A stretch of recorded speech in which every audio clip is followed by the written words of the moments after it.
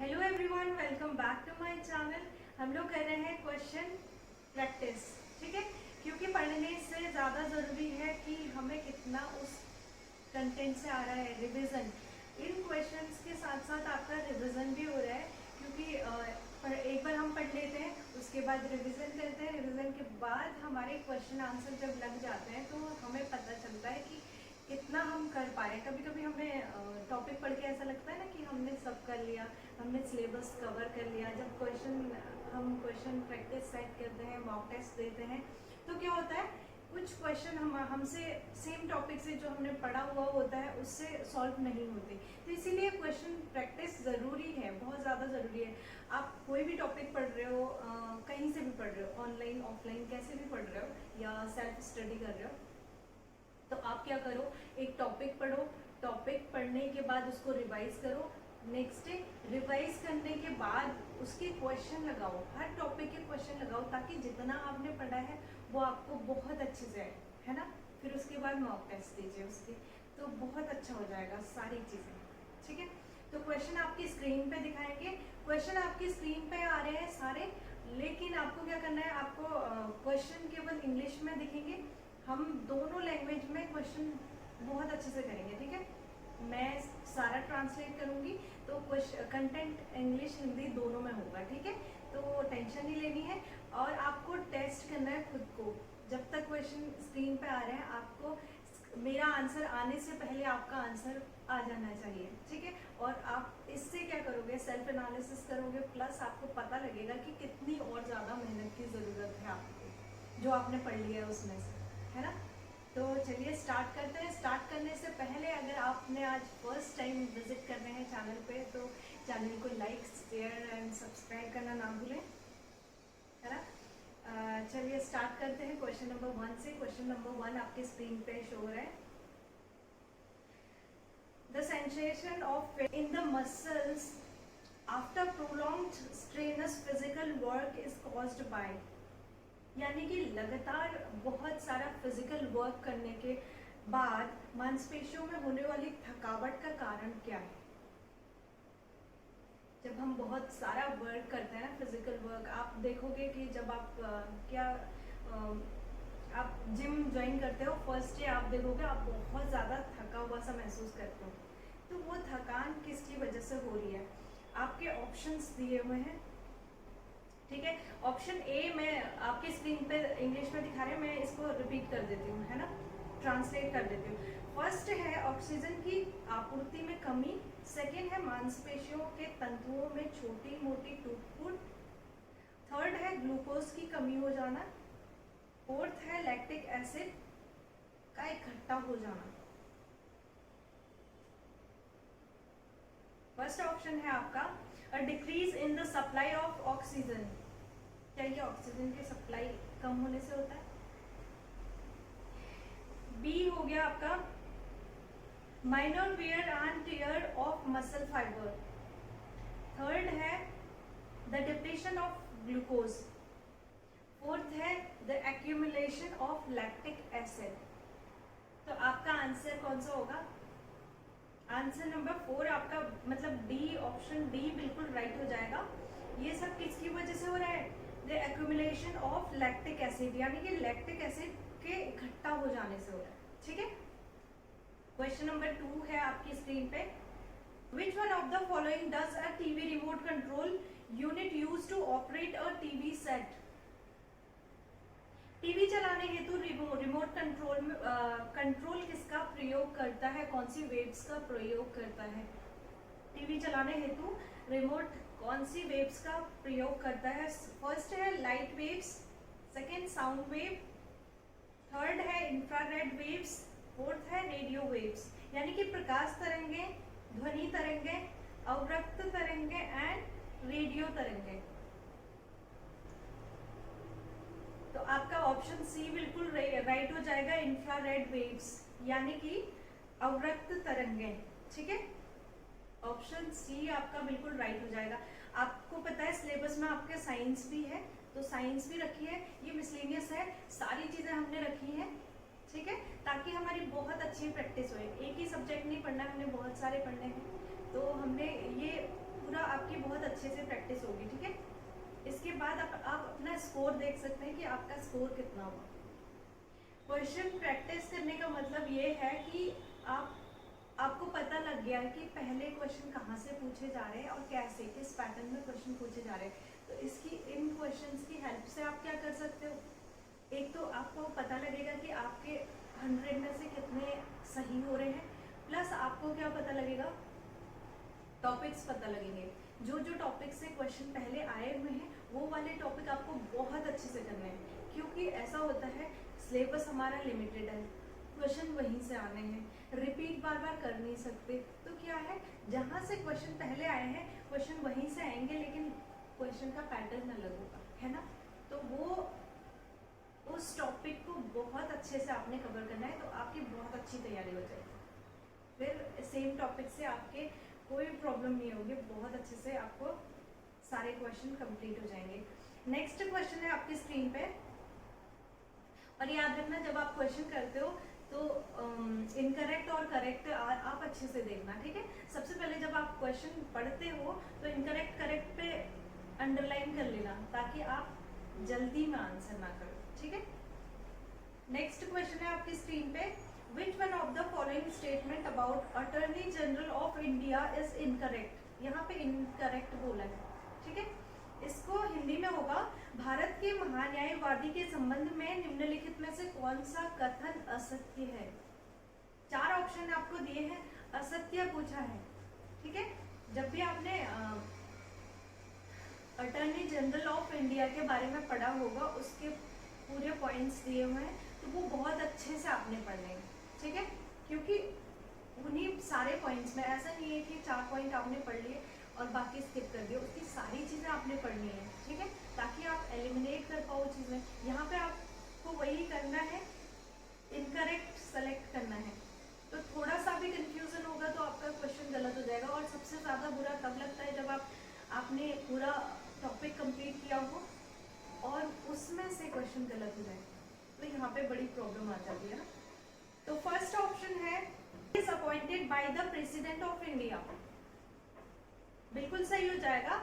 वह भारत के राष्ट्रपति द्वारा नियुक्त किया जाता है। महान्यायवादी आपको पता है कि भारत के राष्ट्रपति द्वारा नियुक्त किया जाता है, ठीक है। बी ऑप्शन है आपका, he must have the same qualification as are required for the judge of the Supreme Court. उसकी रिक्वायरमेंट, योग्यताएं क्या क्या होनी चाहिए, जैसे सेम एस हाई कोर्ट के जज के, सुप्रीम कोर्ट के जज के जैसे, ठीक है। उसकी भी वही योग्यताएं होनी चाहिए जो सर्वोच्च न्यायालय में न्यायाधीश की होती है।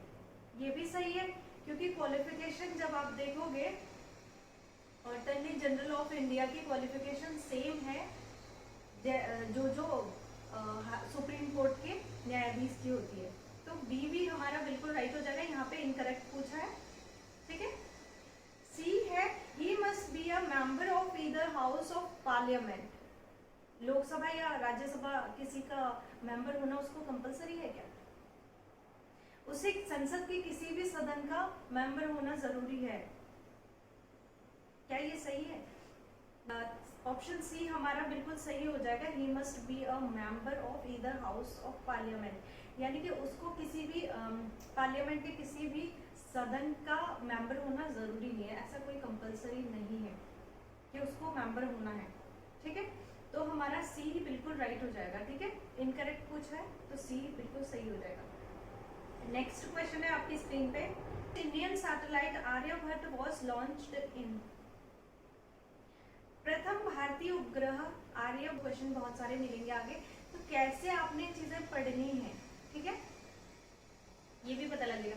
तो यहाँ पे ऑप्शन है आपके, ऑप्शन सिमिलर्स हैं, बट इसका आंसर है, आंसर बी हो जाएगा बिल्कुल राइट, 1975, ठीक है।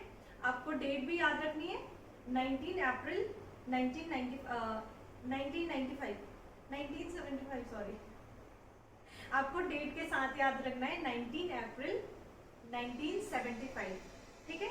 नेक्स्ट क्वेश्चन है आपकी स्क्रीन पे, Knesset is the parliament of, Knesset कहाँ की संसद है?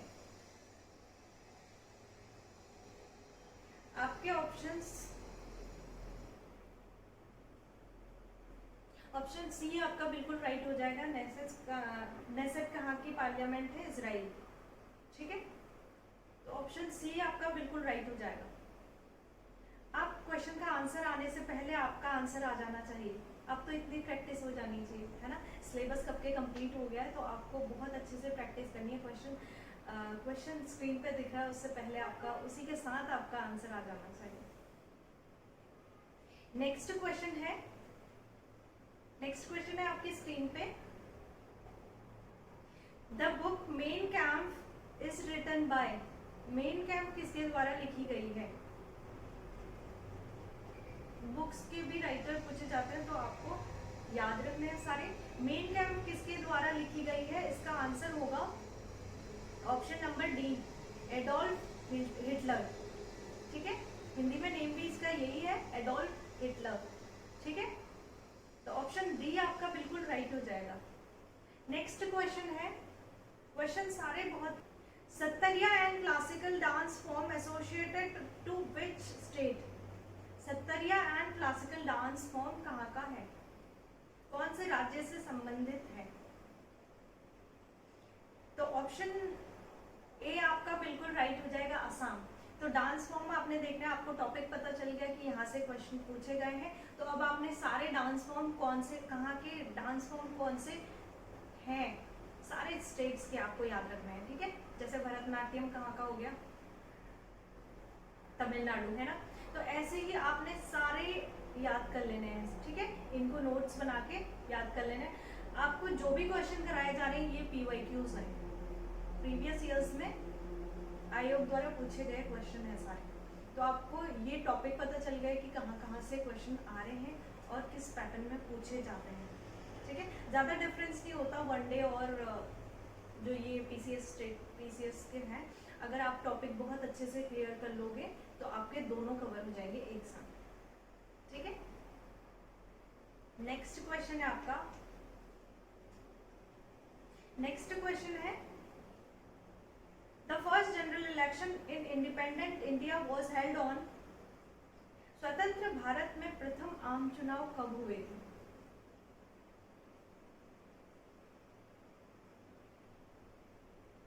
तो आपको याद रखना है प्रथम आम चुनाव कब हुए थे? 1951 से 52। तो आंसर क्या हो जाएगा? आंसर नंबर बी हमारा बिल्कुल राइट हो जाएगा, 1951। ठीक है, नेक्स्ट क्वेश्चन आपकी स्क्रीन पे है। The members of Rajya Sabha are elected for a term of. Rajya Sabha के मेंबर्स कितने टाइम के लिए इलेक्टेड होते हैं? यानी कि राज्यसभा के सदस्य कितने टाइम के लिए चुने जाते हैं? ये क्वेश्चन बहुत बार पूछा जाता है, लोकसभा के और राज्यसभा के। ठीक है, लोकसभा के हमारे 5 साल के लिए चुने जाते हैं और राज्यसभा के लिए 6 साल के लिए। ठीक है, तो यहाँ पे ऑप्शन डी आपका बिल्कुल राइट हो जाएगा, 6 इयर्स। नेक्स्ट क्वेश्चन है आपकी स्क्रीन पे। द तत्वबोधिनी सभा वॉज फाउंडेड बाय। तत्वबोधिनी सभा की स्थापना किसने करी है? आपको नेम दिए हैं, तत्वबोधिनी सभा की स्थापना किसने करी? ऑप्शन ए बिल्कुल राइट हो जाएगा आपका, देवेंद्रनाथ टैगोर। ठीक है, देवेंद्रनाथ टैगोर। तो आपको पता चल गया, बुक्स भी पूछी जाती है, सभा भी पूछी जाती है। तो आपने क्या करनी है, बुक्स की लिस्ट अलग से बना लेनी है और सभाएं बहुत सारी अलग से बना लेनी है और उनका किसने बनाई ये सब लिखना है। ठीक है, ऐसे आपने तैयारी करनी है। मॉक टेस्ट देने का मतलब ये नहीं होता, टेस्ट प्रैक्टिस करने का मतलब ये नहीं होता कि आप कितना वहाँ पे स्कोर कर रहे हो। वहाँ पे टेस्ट का मतलब ये भी होता है कि आप वहाँ से आइडियाज़ दो कि कौन कौन से टॉपिक से क्वेश्चन पूछे जा रहे हैं और किस पैटर्न से पूछे जा रहे हैं, है ना। तो इससे आपको पता लगेगा कि कौन कौन से टॉपिक आपने बहुत अच्छे से कवर करने। ठीक है, स्मार्ट स्टडी करनी है। नेक्स्ट क्वेश्चन है आपकी स्क्रीन पे। Mughal Darwaza at Fatehpur Sikri was build by Mughal empire Akbar. Akbar के द्वारा फतेहपुर सिकरी में बुलंद दरवाजा बनाया गया था। तो इसमें ऑप्शन ए आपका बिल्कुल राइट हो जाएगा, to commemorate his victory over Gujarat. Gujarat के ऊपर अपनी विजय के उपलक्ष्य में बनाया था, ठीक है। कौन सा दरवाजा? बुलंद दरवाजा। अब आपने बुलंद दरवाजा देख लिया है, अब ये वाला टॉपिक आपने बहुत अच्छे से कवर कर लेना है ना। यही यही यही चीज़ है कि आपको सारे लोगों से अलग कर देती है कि आपको पढ़ना कैसे है, आपको ये समझ में आ जाए तो सारी चीज़ें हो जाएगी। क्योंकि कुछ बच्चे होते हैं सारा पढ़ रहे हैं, सारा याद कर रहे हैं, हमें पता करना है कि कौन सी चीज़ें बहुत ज़्यादा इम्पोर्टेंट हैं, उस पर ज़्यादा फोकस करना है ना। कंटिन्यू पढ़ते ही जाना है, ऐसी वाली चीज़ें नहीं करनी है ना। हमें एग्ज़ाम क्वालिफाई करना है, तो एग्ज़ाम क्वालिफाई करने के लिए हमें स्मार्ट स्टडी करनी होगी। जितने भी प्रीवियस ईयर्स के क्वेश्चन हैं, क्वेश्चंस जहाँ से पूछे गए हैं वो टॉपिक आपने छोड़ने नहीं है, वो टॉपिक आपने पूरे कवर करने हैं, ठीक है। नेक्स्ट क्वेश्चन है आपकी स्क्रीन पे, नेक्स्ट क्वेश्चन है the disease caused by the deficiency of vitamin D. Vitamin D की कमी से कौन सा रोग होता है? अब आपको पता चल गया विटामिन से क्वेश्चन पूछे जा रहे हैं। अब आपने सारे विटामिन याद करने हैं, उनकी कमी से कौन सा रोग होता है और उनके रोग का उपचार क्या क्या है, क्या क्या कर सकते हैं, ये सारी चीज़ें देखनी है, ठीक है। ऐसे करके आप स्टडी करोगे तो यकीन मानो आपके कहीं से कहीं तक क्वेश्चन नहीं छूटेंगे, ठीक है। तो यहाँ पे हो जाएगा फर्स्ट ऑप्शन है आपका ट्यूबरक्लोसिस यानी कि टीबी, सेकंड है नाइट ब्लाइंडनेस यानी कि रतौंधी, H1N1 एंड रिकेट्स। रिकेट्स को बोलेंगे सूखा रोग। तो ऑप्शन डी आपका बिल्कुल राइट हो जाएगा, रिकेट्स, ठीक है। नेक्स्ट क्वेश्चन है आपकी स्क्रीन पे, the first agriculture university of India is. Bharat की प्रथम कृषि विश्वविद्यालय कौन सा है? इसका ईयर भी पूछते हैं और कौन सी है ये भी पूछते हैं। तो आपको याद रखना है ऑप्शन डी बिल्कुल राइट हो जाएगा, जीबी पंत या Govind Ballabh Pant university of agriculture and technology Pantnagar, ठीक है। फर्स्ट एग्रीकल्चर यूनिवर्सिटी है ये। नेक्स्ट क्वेश्चन है आपका, the term of office of the president of USA. America के राष्ट्रपति का कार्यकाल कितना होता है? अमेरिका के राष्ट्रपति का कार्यकाल आपको याद रखना है, ऑप्शन सी आपका बिल्कुल राइट हो जाएगा, 4 इयर्स, 4 साल होता है अमेरिका के राष्ट्रपति का कार्यकाल, ठीक है। नेक्स्ट क्वेश्चन आपने आपकी स्क्रीन पे है, the country with the world's largest natural gas reserve is. सबसे बड़ा प्राकृतिक गैस भंडार वाला देश कौन सा है? ऑप्शन आपको दिए हुए हैं, Saudi Arabia, Kuwait, Russia, United state of America.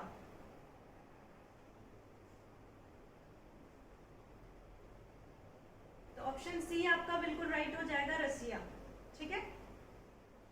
Natural gas reserve कहाँ पे बहुत ज्यादा है? सबसे बड़ा नेचुरल गैस रिजर्व आपको रशिया में मिलेगा, तो रशिया इसका बिल्कुल राइट हो जाएगा। नेक्स्ट क्वेश्चन है, द लॉन्गेस्ट ग्लेशियर इन उत्तराखंड।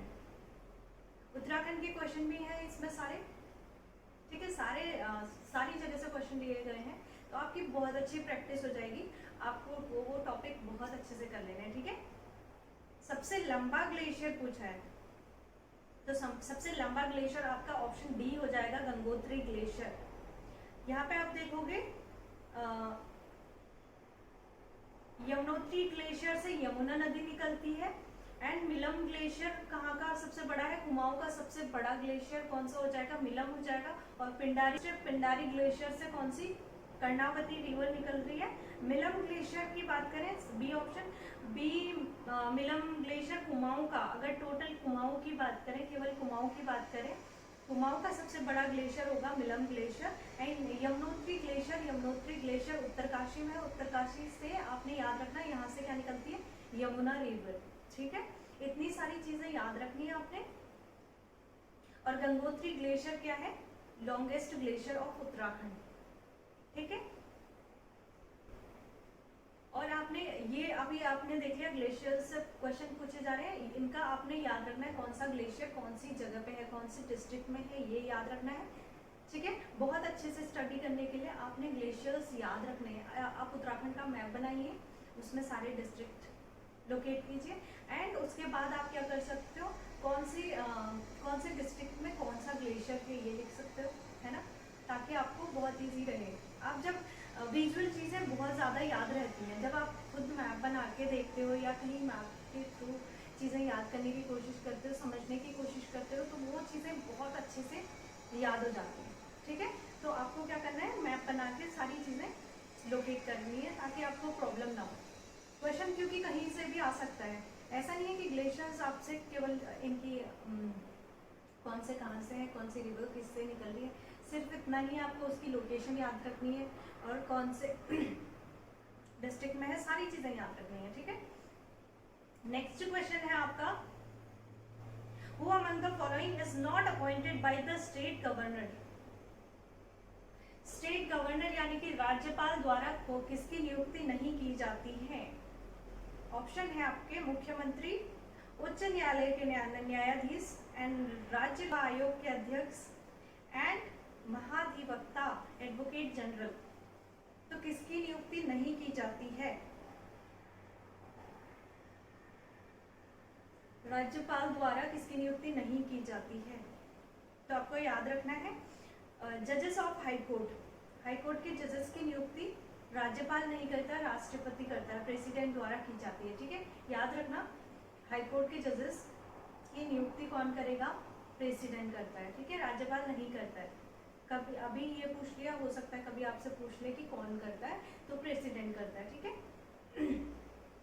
बाकी आप देखोगे सीएम की नियुक्ति भी कौन कर रहा है, गवर्नर करता है, and member of state public services commission, इसकी नियुक्ति भी कौन करता है, गवर्नर द्वारा की जाती है, एंड एडवोकेट जनरल यानी कि महाधिवक्ता, इसकी नियुक्ति भी कौन करता है, गवर्नर करता है। ठीक है, नेक्स्ट क्वेश्चन है आपकी स्क्रीन पे, When was the South Asian Association for Regional Cooperation यानी कि सार्क कब एस्टेब्लिश हुआ था। दक्षेश यानी कि सार्क की स्थापना कौन से सन में हुई थी, ये आपने याद रखना है, बहुत बार पूछा गया क्वेश्चन है, अब तक तो आपको याद हो गया होगा। 1985 इसका बिल्कुल राइट हो जाएगा, यानी कि ऑप्शन सी आपका बिल्कुल राइट हो जाएगा। ठीक है, नेक्स्ट क्वेश्चन है आपकी स्क्रीन पे, Who among the following was the first women central minister of independent India? यानी कि स्वतंत्र भारत की प्रथम महिला केंद्रीय मंत्री कौन थी, प्रथम महिला केंद्रीय मंत्री पूछा है। तो ऑप्शन डी आपका बिल्कुल राइट हो जाएगा, राजकुमारी अमृत कौर। ठीक है, राजकुमारी अमृत कौर। नेक्स्ट क्वेश्चन आपकी स्क्रीन पे, With which of the following Mrinalini Sarabhai was related? Mrinalini Sarabhai निम्नलिखित में से किससे रिलेटेड थी, किससे संबंधित थी।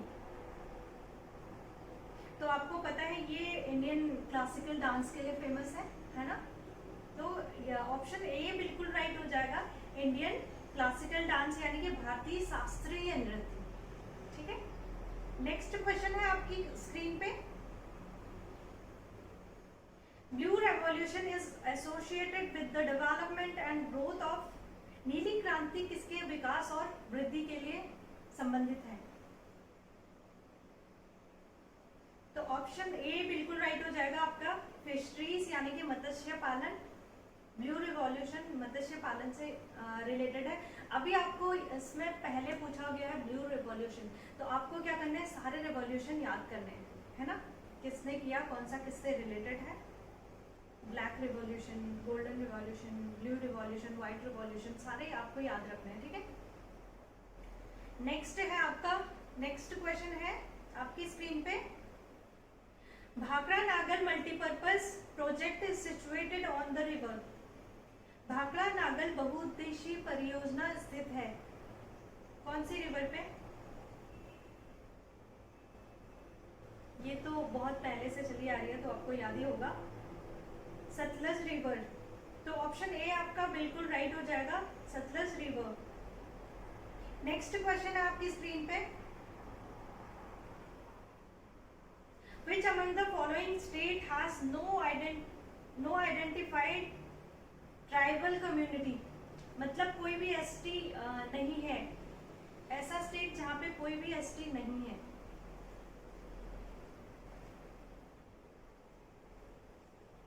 किस राज्य में चिन्हित अनुसूचित जनजाति नहीं है?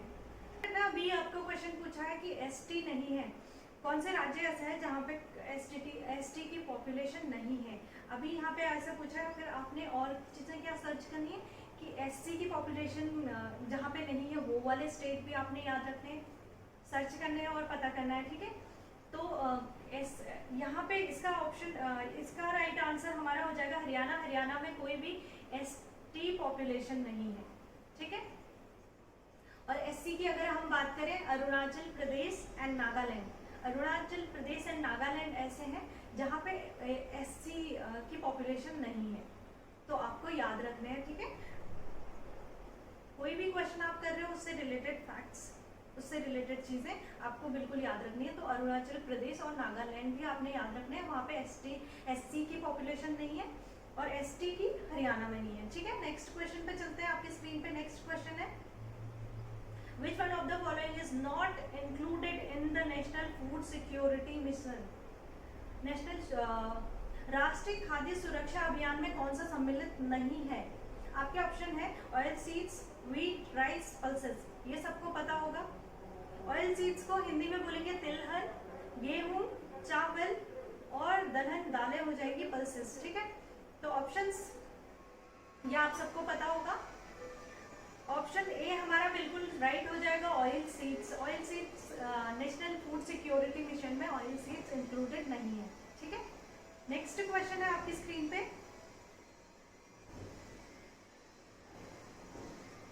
which Chinese traveler visited India during Harshavardhan's rule? Harshavardhan के कार्यकाल में कौन से चाइनीज ट्रैवलर ने विजिट किया? यानी कि हर्षवर्धन के काल में कौन सा चाइनीज विजिटर आया? तो आपको याद रखना है ऑप्शन बी, हेनशांग। हेनशांग किसके कार्यकाल में आया? हर्षवर्धन के, तो आपने याद रखना है, ठीक है। नेक्स्ट क्वेश्चन है आपकी स्क्रीन पे, who was the governor general of India in 1857?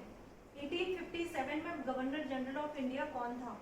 Lord Canning इसका बिल्कुल राइट आंसर हो जाएगा 1857 का।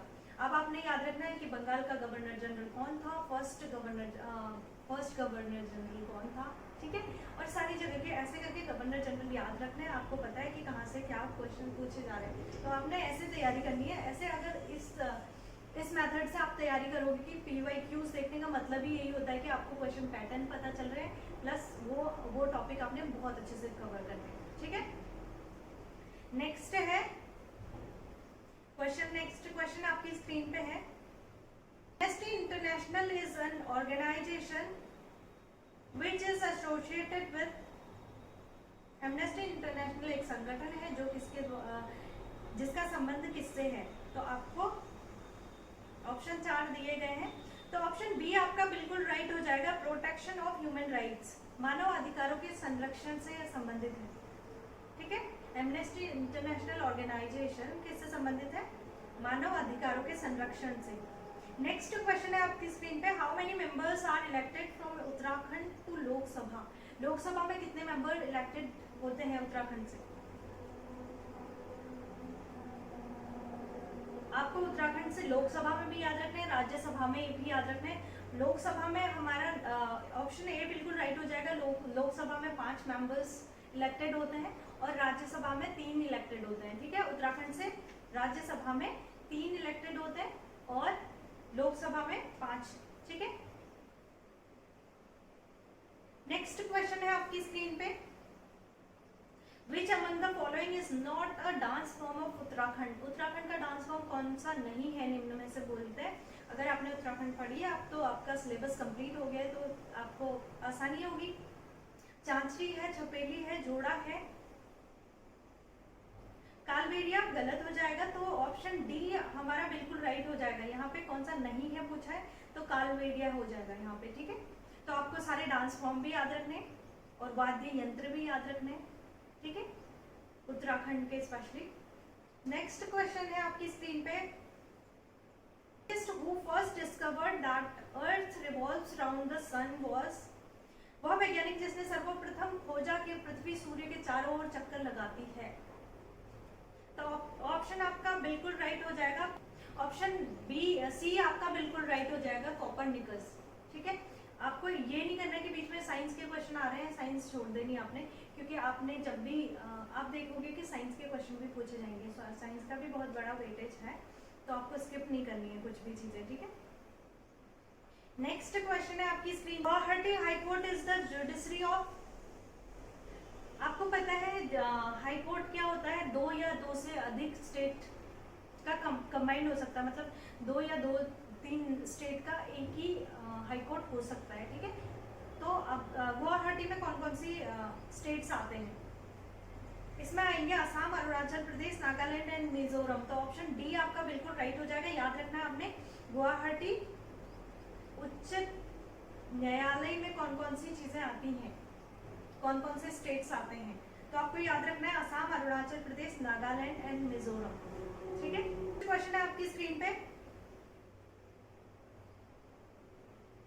विच one of the following is mismatched, mismatched पूछा है, आपको याद रखने हैं सारे एक्ट, ठीक है, सारे एक्ट उनकी डेट के साथ, तो आपको मैच करने के लिए दे देंगे या कभी मिसमैच। फर्स्ट है रेगुलेटिंग एक्ट 1773 जो कि बिल्कुल राइट है। साइमन कमीशन, साइमन कमीशन 1927 बिल्कुल सही है। कैबिनेट मिशन, कैबिनेट मिशन 1920 में नहीं था, तो ये हमारा बिल्कुल राइट हो जाएगा, क्योंकि कैबिनेट मिशन कब आया था, 1946 में, ठीक है। याद रखनी है आपने, डेट भी याद रखना, 24 मार्च 1946 में कौन आया था, कैबिनेट मिशन आया था, ठीक है। 1946 24 मार्च 1946 में आया था, ठीक है। डेट आपने डेट भी याद रखनी है, ईयर भी याद रखना है। नेक्स्ट ऑप्शन है आपका, first session of constituent assembly in 1946 बिल्कुल सही है। संविधान का प्रथम सत्र 1946 से स्टार्ट किया गया था, है ना। नेक्स्ट क्वेश्चन है आपकी स्क्रीन पे,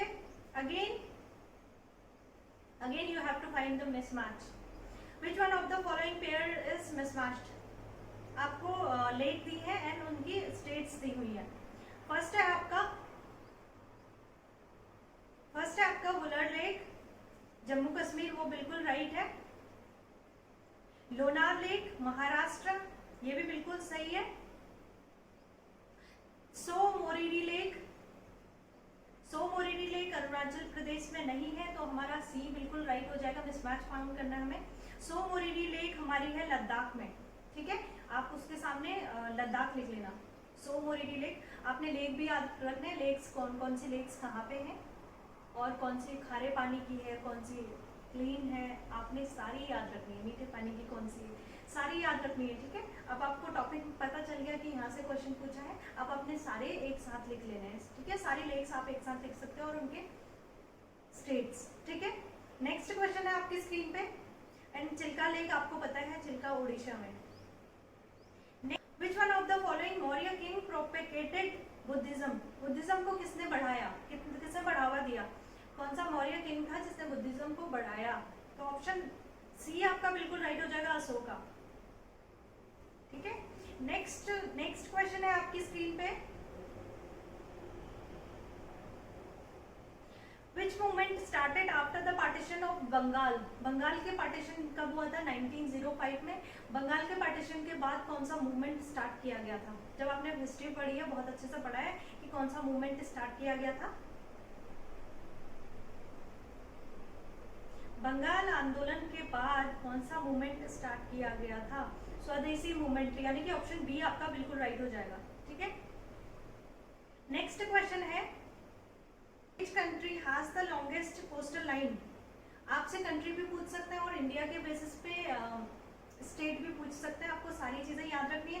कंट्री की अगर हम बात करें तो कनाडा हो जाएगा, ऑप्शन डी आपका बिल्कुल राइट हो जाएगा। इसी के साथ साथ आपने याद रखना है जब इंडिया के कोस्टल लाइन की सबसे ज़्यादा कोस्टल लाइन किसकी लगती है पूछे तो इंडिया की कोस्टल लाइन लगती है सबसे ज़्यादा गुजरात की, याद रखना आप। सबसे लंबी कोस्टल लाइन पूछे तो गुजरात की है। अगर दक्षिण भारत की पूछे पूर्वी तो कौन सा हो जाएगा, आंध्र प्रदेश, ठीक है। दक्षिण भारत की स्पेशली पूछे, दक्षिण भारत की पूर्वी तट की, तो आपको याद रखना है आंध्र प्रदेश की सबसे ज्यादा होगी। अगर ओवरऑल कोस्टल लाइन पूछे इंडिया के बेसिस पे तो आपको याद रखना है गुजरात की सबसे ज्यादा है, ठीक है। स्क्रीन पे which of the following is a tributary of Ganga, Ganga की ट्रिब्यूटरी कौन कौन सी हैं।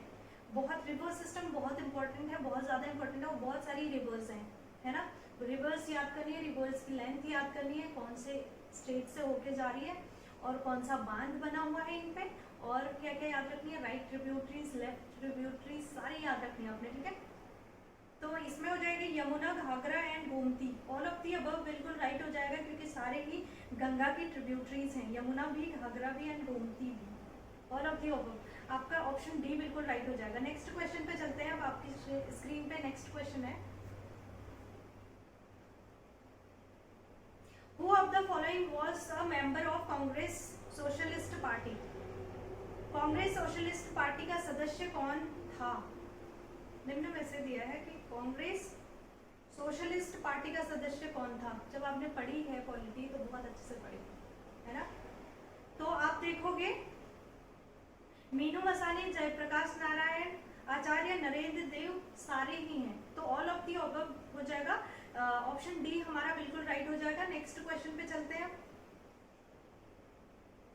नेक्स्ट क्वेश्चन है, is the head office of the international court of justice situated, अंतरराष्ट्रीय न्यायालय का प्रधान कार्यालय कहाँ स्थित है।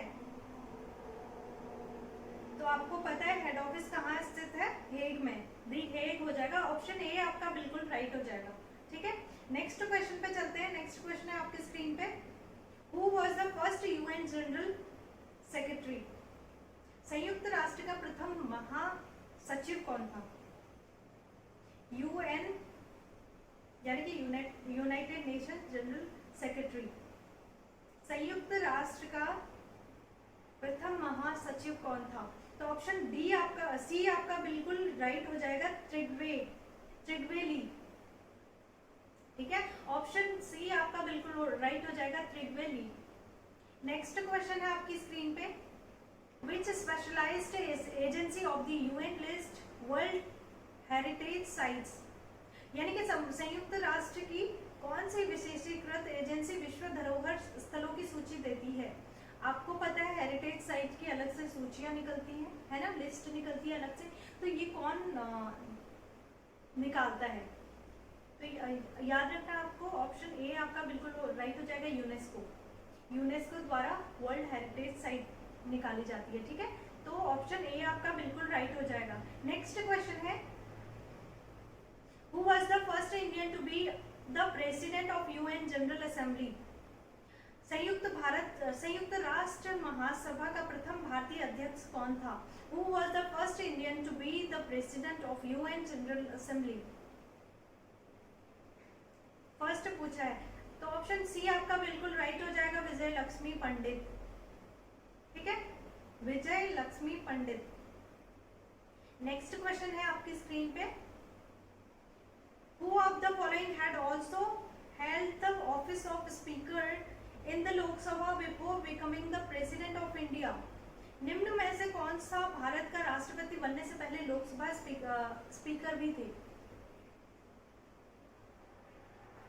तो आपको इससे पहले तो सबसे पहले राष्ट्रपति सारे पता होने चाहिए और फिर आपको पता होना चाहिए कि पहले कौन राष्ट्रपति बनने से पहले लोकसभा स्पीकर थे या कौन क्या था और कौन कहाँ का राज्यपाल था, कौन क्या था, सारी चीज़ें, कौन कहाँ का प्रेसिडेंट सीएम था या फिर ऐसे कुछ सारी चीज़ें। तो कहीं से भी कोई भी क्वेश्चन आ सकता है, तो आपको बहुत अच्छे से पढ़नी है सारी चीज़ें, ठीक है। तो ऑप्शन सी आपका बिल्कुल राइट हो जाएगा, श्री नीलम संजीव रेड्डी, ठीक है। श्री नीलम संजीव रेड्डी ऐसे थे जो भारत के राष्ट्रपति बनने से पहले लोकसभा के स्पीकर थे, ठीक है। श्री संजीव रेड्डी, नीलम संजीव रेड्डी ऐसे थे जो राष्ट्रपति बनने से पहले लोकसभा के स्पीकर थे, ठीक है। नेक्स्ट है which river flows in valley of flowers. Valley of flowers कहाँ है, इसकी लोकेशन भी आपको पता होनी चाहिए। वैली ऑफ फ्लावर्स हमारी चमोली में है, चमोली डिस्ट्रिक्ट में है, ठीक है। फूलों की घाटी चमोली में है। वहां से कौन सी नदी बहती है पूछा है, तो वहां से कौन सी, पुष्पावती रिवर बहती है वहां से, ठीक है। तो ऑप्शन ए बिल्कुल राइट हो जाएगा, पुष्पावती। और फूलों की घाटी के बहुत सारे नाम भी हैं, वो नेम भी आपने पढ़ने हैं साथ में, ठीक है। नेक्स्ट क्वेश्चन है the river which flows from Kedarnath to Rudraprayag. Kedarnath ये किसकी ट्रिब्यूटरी है, ये सारी आपको दी हुई है, सब किसकी ट्रिब्यूटरी कौन सी है आपको ये भी याद रखना है, और कौन सी कहाँ से कहाँ को बह रही है। अभी मैंने बोला था कि ग्लेशियर्स आपको याद रखने, उनके डिस्ट्रिक्ट याद रखने। अगर आपने वो सारे याद कर लिए तो आपको पता लग जाएगा कि कौन सी रिवर कहाँ से निकल रही है, ठीक है। और ये केदारनाथ से रुद्रप्रयाग में बह रही है, तो ये कौन सी ट्रिब्यूटरी हो जाएगी, अलकनंदा की। राइट और लेफ्ट ऐसे भी आपने याद रखना है। तो ये राइट ट्रिब्यूटरी हो जाएगी अलकनंदा की, ठीक है। अलकनंदा देवप्रयाग में मिलती है भागीरथी से, तब वहां से इसका नाम गंगा होता है। तो केदारनाथ से रुद्रप्रयाग तक कौन सी बहती है, मंदाकिनी। ऑप्शन डी बिल्कुल राइट हो जाएगा, ठीक है। केदारनाथ से कहाँ तक बह रही है, रुद्रप्रयाग तक। रुद्रप्रयाग में ये किससे मिल रही है, अलकनंदा से, ठीक है। ये सारी चीजें आपने याद रखनी है। नेक्स्ट क्वेश्चन है आपकी स्क्रीन पे the biggest paper mill of Uttarakhand is situated eight. बहुत बार पूछा गया क्वेश्चन है ये भी, उत्तराखंड का सबसे बड़ा कागज कारखाना कहाँ पे है, तो लाल कुआं आपको याद रखना है। ऑप्शन बी आपका बिल्कुल राइट हो जाएगा, लाल कुआं। नेक्स्ट क्वेश्चन है आपकी स्क्रीन पे who was the first president of Uttarakhand Kranti Dal. Uttarakhand Kranti Dal का फर्स्ट अध्यक्ष कौन था, तो ऑप्शन सी आपका बिल्कुल राइट हो जाएगा, Diwakar Bhatt. Diwakar Bhatt was the first president of Uttarakhand Kranti Dal, ठीक है। ऑप्शन सी आपका बिल्कुल राइट हो जाएगा। नेक्स्ट क्वेश्चन है आपकी स्क्रीन पे Jim Corbett museum is situated eight. आपको याद रखना है इसका म्यूजियम कालाढूंगी में है। ऑप्शन बी आपका बिल्कुल राइट हो जाएगा, ठीक है। जिम कॉर्बेट पार्क का आप पार्क की बात करेंगे तो कौन कौन से स्टेट्स में है, कौन कौन से डिस्ट्रिक्ट्स में है पूछा जाएगा, तो आपको याद रखना है पौड़ी एंड नैनीताल में है, ठीक है। पौड़ी एंड नैनीताल में है कौन सा, जिम कॉर्बेट नेशनल पार्क। इसका म्यूजियम पूछते हैं तो म्यूजियम कालाढूंगी में है, ठीक है। म्यूजियम यानी कि संग्रहालय, जिम कॉर्बेट संग्रहालय पूछे तो वो कालाढूंगी में है, लेकिन अगर जिम कॉर्बेट की लोकेशन पूछे तो ये नैनीताल और किसमें है, पौड़ी में, ठीक है। नेक्स्ट क्वेश्चन है आपकी स्क्रीन पे all India institute of medical sciences in Uttarakhand is situated eight. AIIMS आपको याद रखना है, उत्तराखंड में एम्स कहाँ है, ऋषिकेश, ठीक है। अखिल भारतीय आयुर्वेदिक संस्थान। नेक्स्ट क्वेश्चन है आपकी स्क्रीन पे Harshwanti Bisht is associated with. Harshwanti Bisht क्या है, किससे संबंधित है, तो ये इसका ऑप्शन आपका बिल्कुल ए बिल्कुल राइट हो जाएगा, पर्वतारोहण से, ठीक है। ये पर्वतारोहण से रिलेटेड है। नेक्स्ट क्वेश्चन आपकी स्क्रीन पे है Saryu and Gomti Sangam is situated eight. Saryu और गोमती का संगम कहाँ पे है, आपको पता होना चाहिए कौन सी जगह में है। आप रिवर्स जब पढ़ रहे हो तो रिवर्स के साथ साथ आपने मैप बनाना है, मैप के साथ साथ आपने पता करना है कि कौन सी रिवर कहाँ पे जुड़ रही है, कौन सी डिस्ट्रिक्ट में जुड़ती है, कौन से डिस्ट्रिक्ट से निकल रही है, कहाँ से कहाँ खत्म हो रही है। ये सारी चीजें आपने बहुत अच्छे से पढ़नी है, ठीक है। रिवर्स भी ऐसा, रिवर सिस्टम सारा ऐसा है, चाहे आप पूरा भारत के उसमें देखें या फिर उत्तराखंड में, तो आपको यहाँ से क्वेश्चन जरूर आते हैं हर बार, ठीक है। तो सरयू और गोमती का संगम कहाँ पे हो रहा है, बागेश्वर, आपको याद रखना है। ऑप्शन ए बिल्कुल राइट हो जाएगा आपका। सरयू और गोमती का संगम बागेश्वर में हो रहा है, उसके बाद ये किसमें मिल जाती है, आगे एक और रिवर आती है, फिर वो काली में मिल जाती है, ठीक है। सारी चीजें आपने याद रखनी है एक साथ। नेक्स्ट क्वेश्चन है आपकी स्क्रीन पे the famous Mayavati Ashram associated with Vivekananda is situated at. Vivekananda से संबंधित प्रसिद्ध मायावती आश्रम कहाँ पर स्थित है, तो ये हो जाएगा चंपावत। ऑप्शन डी आपका बिल्कुल राइट हो जाएगा। नेक्स्ट क्वेश्चन है आपकी स्क्रीन पे विच पास जॉइंस पिथौरागढ़ एंड तिब्बत। ये बार बार पूछा गया क्वेश्चन है और लिपुलेख है, यहीं से कैलाश मानसरोवर को जाते थे, तो कभी आपसे पूछ लें कि कैलाश मानसरोवर जाने में कौन सा दर्रा यानी कि कौन सा पास आता है बीच में, तो लिपुलेट आपने याद रखना है। ऑप्शन ए बिल्कुल राइट हो जाएगा। ठीक है, नेक्स्ट क्वेश्चन है आपकी स्क्रीन पे। Which article of the constitution provides for financial emergency. तो फाइनेंशियल इमरजेंसी आपने याद रखनी है, संविधान के किस अनुच्छेद के अंतर्गत वित्तीय आपातकाल की घोषणा की है, वित्तीय आपातकाल दिया है, यानी कि इमरजेंसी के तीनों आपने याद रखने। ठीक है, 352, 356 एंड 360 तीनों ही याद रखने। यहाँ पे आपका ऑप्शन बिल्कुल वित्तीय आपातकाल कौन सा आर्टिकल में दिया है, 360 में, तो ऑप्शन सी आपका बिल्कुल राइट हो जाएगा। तीनों आपातकाल आपने पढ़ने है ना, 352 किससे रिलेटेड है, 356 किससे रिलेटेड है, और 360 आपको पता चल गया वित्तीय आपातकाल है। ठीक है, तो सारे आपने पढ़ने हैं। नेक्स्ट क्वेश्चन है आपकी स्क्रीन पे, which one of the following powers is exclusively vested in Rajya Sabha. Rajya Sabha का कौन सा अधिकार केवल राज्यसभा में निहित है, तो आपने दोनों के अधिकार पढ़ने हैं, लोकसभा के अधिकार और राज्यसभा के अधिकार। क्या किसमें किस चीज में किसकी पावर ज्यादा है, ये सारी आपने याद रखनी है। ठीक है, तो यहाँ पे हो जाएगा to initiate impeachment against president. President के अगेंस्ट महाभियोग लगाने में क्या राज्यसभा की पावर्स ज्यादा है? नहीं, तो ए नहीं होगा। यहाँ पे पूछा है कौन सा सही है। ठीक है, to recommend the creation of new all India services, तो बी आपका बिल्कुल राइट हो जाएगा। याद रखना, इसमें राज्यसभा की पावर लोकसभा से ज्यादा है। ठीक है, और लोकसभा की किस चीज में ज्यादा है आपको पता है, मनी बिल और सारी चीजें।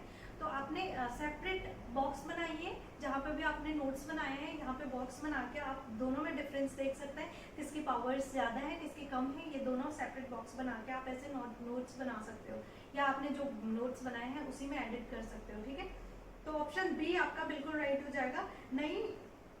नई अखिल भारतीय सेवाओं को निर्मित करने की संस्तुति करना, इसमें राज्यसभा की पावर्स लोकसभा से ज़्यादा है। ठीक है, नेक्स्ट क्वेश्चन है आपकी स्क्रीन पे, under which constitutional amendment women reservation has been given in panchayat election. कौन से संशोधन से पंचायत इलेक्शन में आरक्षण दिया गया है, तो आपको याद रखना है। ऑप्शन डी आपका बिल्कुल राइट हो जाएगा, 73rd अमेंडमेंट। ठीक है, 73rd अमेंडमेंट पंचायतों से रिलेटेड है, एंड नगर पालिका या म्यूनिसिपैलिटीज की बात करें तो आपको 74th अमेंडमेंट याद रखना है। ठीक है, इन केस ऑफ म्यूनिसिपैलिटीज तो कौन सा संविधान संशोधन आपने याद रखना है, 74th। ठीक है, यहाँ पे पंचायत पूछा है तो आपका ऑप्शन डी बिल्कुल राइट हो जाएगा, 73rd अमेंडमेंट। ठीक है, तो ये थे आज के क्वेश्चन। आज आपने जितने भी क्वेश्चन पढ़े हैं ये सारे PYQs हैं, तो आपको अब देखना है कि कैसे टॉपिक आपने कवर करने हैं। केवल क्वेश्चन आप ये मत सोचना कि ये क्वेश्चन हमारे सही हो गए तो हमारा स्कोर अच्छा रहा, मतलब ठीक है स्कोर अच्छा रहा, लेकिन ये सारे टॉपिक आपने बहुत अच्छे से करना है। ठीक है, इसके अराउंड आपको पता है जो भी क्वेश्चन पूछा गया है उसके आसपास आप देखो कि कौन कौन से क्वेश्चन बन सकते हैं, क्योंकि हमें स्मार्ट स्टडी करनी है ना, तो उसके अराउंड कौन कौन से क्वेश्चन बनते हैं उस टॉपिक को बहुत अच्छे से कर लेना है, और कौन कौन से क्वेश्चन वहाँ से बन सकते हैं ये आपने देखना है। और सबके सेपरेट बॉक्स बना के, जैसे जिसकी पावर्स जो हैं वो आपने सेपरेट बॉक्स बनाने हैं, एंड सारे स्टेट्स के डांस फॉर्म्स आपने याद करने हैं, रिवर्स सिस्टम आपने लोकेशन के साथ देखने हैं। ठीक है, ऐसे आपकी बहुत अच्छी तैयारी हो जाएगी। तो ये आपका आज का लास्ट क्वेश्चन था। अगर आप चैनल पे फर्स्ट बार विजिट कर रहे हैं एंड आपको कंटेंट अच्छा लगा तो आप लाइक शेयर एंड सब्सक्राइब ज़रूर करें।